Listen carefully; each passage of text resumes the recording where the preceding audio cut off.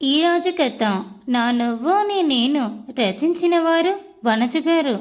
Mummy mummy పాము అంటూ వెనుక ఉన్న మా సునీతని కంగారుగా పిలిచాను.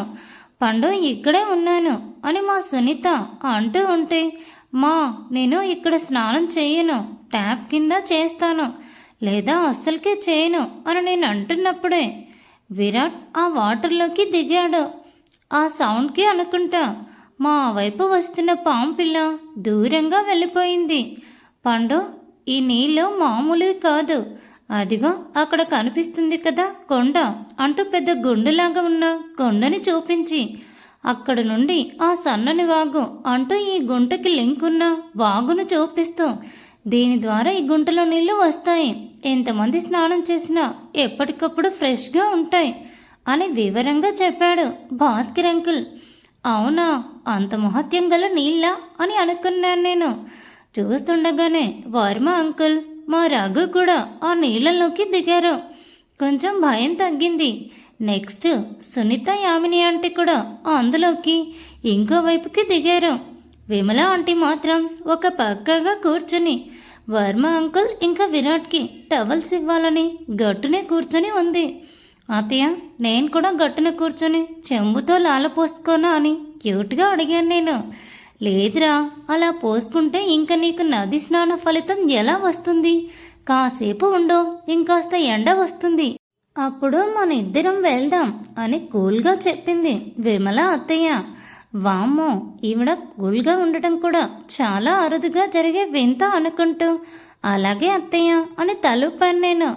కాసేపు ఈతలాగా కొట్టి స్నానం చేసుకొని అందరూ బయటికి వస్తే విమల అత్తయ్య వర్మ అంకుల్ని తిడుతూ, అంటే నిజంగా కాదులేండి, నీళ్ళలో ఎక్కువసేపు ఉన్నందుకన్నమాట, అరిచి టవల్తో తల తుడుస్తూ ఉంది. మిగతా నలుగురు ఇంకో వైపుకు వెళ్ళిపోగా విరాట్కి టవల్ అందించాను నేను. వద్దు అన్నట్టు తలూపాడు. ఏంటి అంటే ఎందుకు అన్నట్టు నన్ను సడన్గా నీళ్ళలోకి లాగేశాడు దుర్మార్గుడు. నేను వేసిన కేక్కి బయటకు వినిపించి ఉంటే పోయేవారే, కానీ అది నీళ్ళల్లో కలిసిపోవడంతో ఎవరికీ వినపడలేదు. చాలా మహత్యం ఉన్న నీళ్ళంట, ఇందులో మునుగు, కాస్త బ్రెయిన్ అన్నా ఎదుగుతుంది నీకు అని చెప్పి మళ్ళీ ముంచాడు విరాట్ నన్ను. వామ్మో, అసలు ఊపిరి ఆడలేదు నీళ్ళల్లో. అది ఒక భయం అయితే ఎక్కడి నుంచి ఏ పక్క చేప పిల్ల వస్తుందో పాము పిల్ల వస్తుందో అని భయపడి నిజంగా చేప పిల్లలాగా గిలగిల కొట్టుకున్నాను నేను. అయినా వదిలేదు విరాట్. 3 సార్లు ముంచి లేపుతూ నన్ను ఒక ఆట ఆడుకున్నాడు. కానీ నాకు ఆ పాటికి భయం మర్చిపోయి ఎంజాయ్ చేయడం స్టార్ట్ చేశాను నేను. విమల అత్తయ్య ఇంకా రాలేదు అని చూస్తే గట్టువైపు ఆవిడ చక్కగా నిలువుగా ఉన్న ఒక రాయికి పసుపు రుద్ది కుంకుమ బొట్టు పెట్టి తను కూడా ముఖానికి పసుపు పట్టించుకొని తూర్పు వైపు తిరిగి దండం పెట్టుకుంటూ సూర్యుడికి చక్కగా 3 మునకలు వేసింది. ఓ, ఇలా చేయాలా? అయినా నాకేం ఇప్పుడు పెళ్ళి అవ్వలేదు కదా, ఇంకా సో అయ్యాక మనం ఇలాంటి రూల్స్ అన్ని ఫాలో అవుదాం అనుకుంటూ నీళ్ళలో నా పాటికి నేను ఎంజాయ్ చేస్తూ ఉన్నాను. కానీ సడన్గా కాలికొకటి మెత్తగా తగలడంతో పూర్తిగా విరాట్ మీదకి వెళ్ళిపోయి, విరాట్, ఏదో కాలికి తగిలింది, కొంపు తీసి మళ్ళీ పాము వచ్చిందా అని అడిగాను. కాదులే, ఏదైనా క్లాత్ లేదంటే పాచి అయ్యుంటుంది, అంత మాత్రం దానికి ఎందుకే అంత భయపడతావని చెప్పి తనతో పాటు ఇంకొంచెం లోపలికి అంటే లోతుకు తీసుకువెళ్ళాడు. అత్తే వెనక్కి తిరగకుండానే, వసు, నీట్గా మొత్తం తడిచేలాగా స్నానం చేయి, నేను వెళ్ళి మీ అమ్మను పంపిస్తానని చెప్పి వెళ్ళిపోయింది. విరాట్ కూడా వెళ్ళడానికి చూస్తుంటే, నువ్వు ఆగు, కాసేపు నీళ్ళలోనే ఉందాం, చాలా బాగుంది అంటూ నీళ్లు తీసుకొని విరాట్ మొహానికి కొట్టాను. మనం రెచ్చగొడితే రెచ్చిపోకుండా ఉండే క్యారెక్టర్ విరాట్ది కాదు కాబట్టి తిరిగి వాటర్ నా మీదికి పోయడం చేస్తాడు అనుకుంటే, ఆ లోతులో నన్ను కూడా కిందికి తీసుకెళ్లి అండర్ గ్రౌండ్లో పద్మాసనం వేయించాడు దుర్మార్గుడు.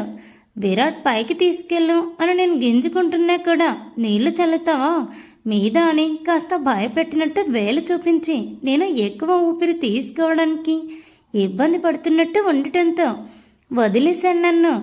అంతలోపు మా సునీత రానే వచ్చింది. పండు, స్నానం అయిపోయిందా అని. అంటూ వెనక్కి ఒక సోయగమైన చూపు విసిరేసి వెళ్ళిపోయాడు. నీళ్లలో డబ్మాని పడిన శబ్దం వినపడి అటువైపు తిరిగి నవ్వుకున్నాను నేను. మా మమ్మీ నన్ను ట్రయల్ రూమ్ లాంటి రూమ్లోకి తీసుకొని వెళ్ళింది. 20 నిమిషాల తర్వాత బయటికి వచ్చిన నన్ను చూసి విరాట్ అంతే చూస్తూ ఉండిపోయాడు.